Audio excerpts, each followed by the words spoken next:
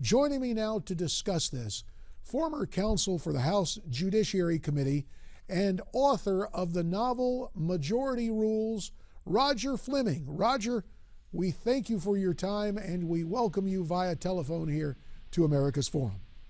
Thanks for having me.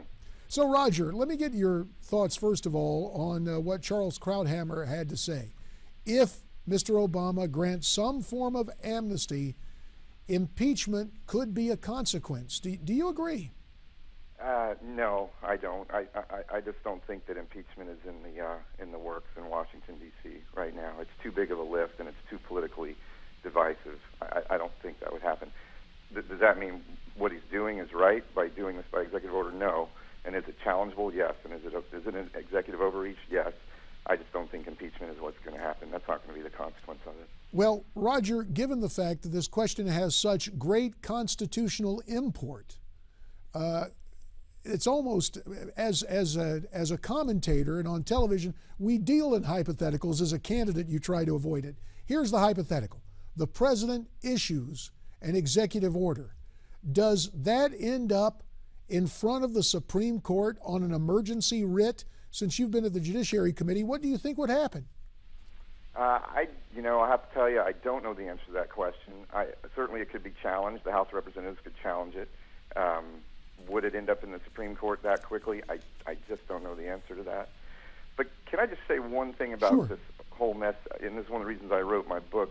Back in 1986, we dealt with this same issue. There were illegals coming across the border, illegal immigrants by the millions, and we passed a law. It was called Comprehensive Immigration Reform. We didn't do the border enforcement side. We just did the amnesty side.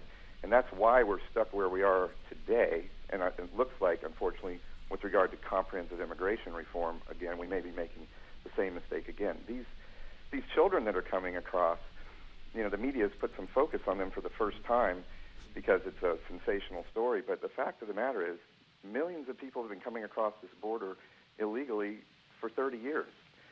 So it's a big problem. It's a huge problem. The children are a specific problem, and it's a heart-wrenching thing to watch, right?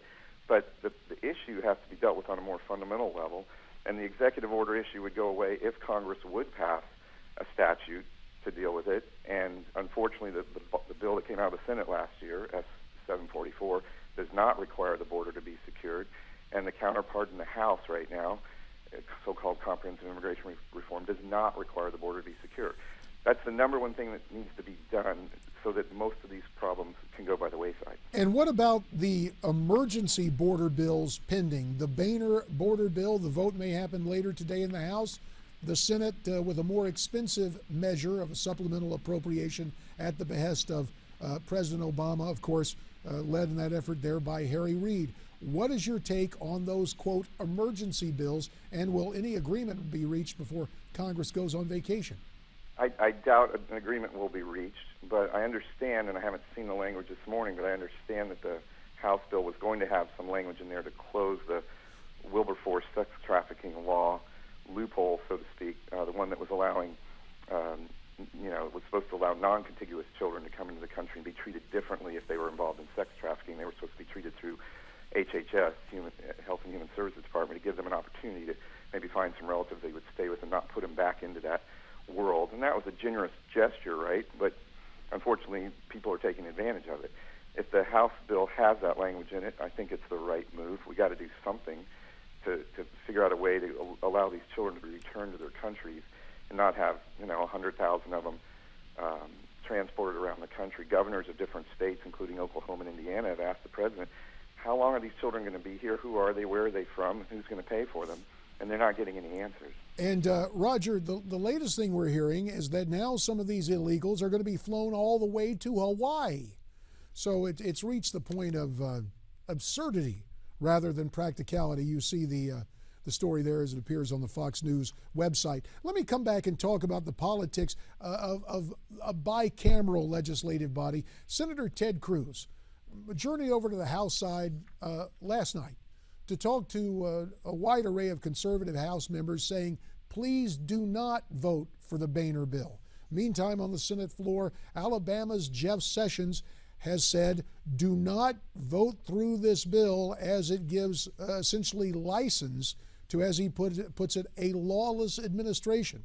Is there any chance the House will not pass the Boehner bill later today?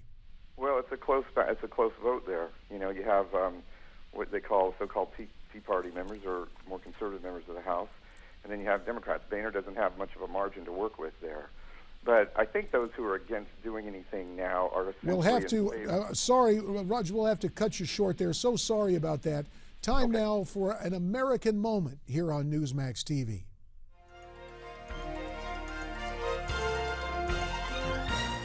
January 15th, 1929 was a chilly day in Atlanta, Georgia, when a family gathered to welcome into this world a new life, and with it, a new hope for America.